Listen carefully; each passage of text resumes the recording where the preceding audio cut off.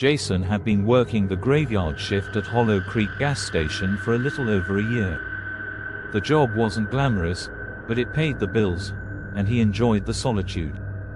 The small station sat on a lonely stretch of highway, surrounded by dense woods that seemed to swallow all sound at night. He was used to the occasional strange customer, truckers with wild stories, locals with a little too much to drink, but for the most part, his nights were uneventful. That was, until the car started showing up.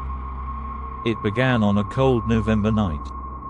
Jason was restocking the shelves when he saw headlights sweep across the parking lot. He looked up, expecting a customer, but the car, a rusty, old sedan, just sat there. After a few minutes, Jason stepped outside, the chill biting through his jacket. He waved at the car, but no one responded. The windows were so dark he couldn't see inside. "Need any help?" he called out. No answer. When he approached the vehicle, the engine roared to life, and the car sped off into the night. Jason shrugged it off as a weirdo passing through and went back inside. The next night, the car returned. This time, it parked farther from the building, near the edge of the woods. Jason felt uneasy as he watched it through the window. Again, no one got out, and the windows were too dark to see inside. Hours passed, and the car remained. Jason considered calling the police but decided against it. What could he say? "A car parked in my lot. They'd think he was overreacting." At 3 a.m., the car's headlights flickered, and it drove away without a sound. The car became a regular occurrence.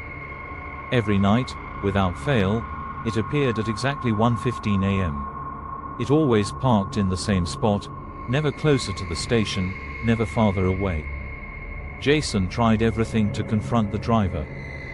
He knocked on the windows, banged on the hood, and even shined a flashlight inside. But the car seemed empty. And yet, he couldn't shake the feeling that someone, or something, was watching him. One night, Jason decided to take matters into his own hands.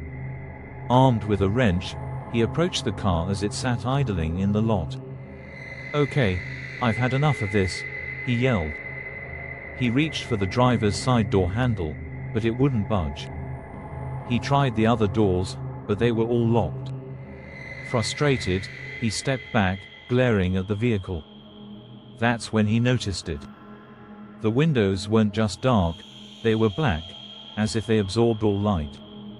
And on the driver's side, faint handprints began to appear on the glass, one by one, pressing from the inside out. Jason stumbled back, dropping the wrench. The car's headlights flared to life, blinding him, and the engine revved.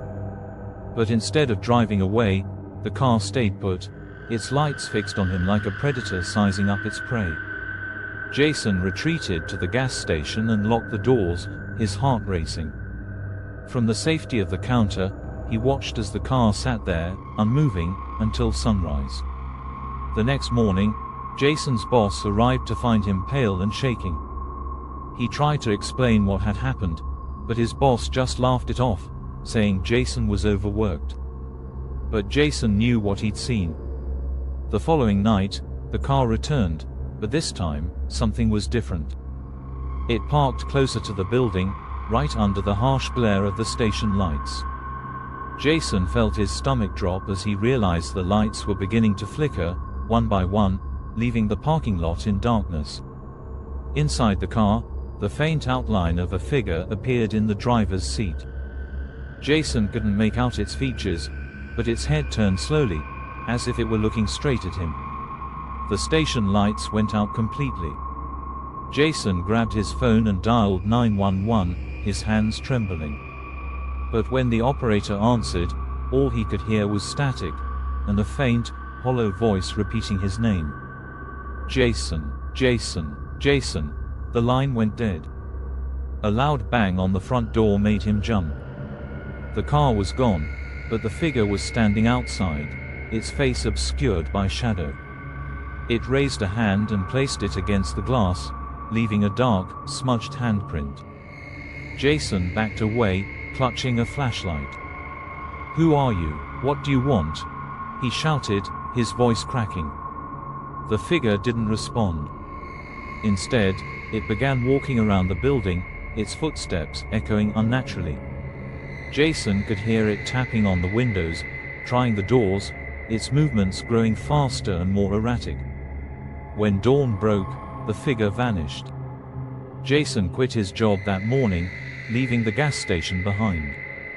But the story didn't end there.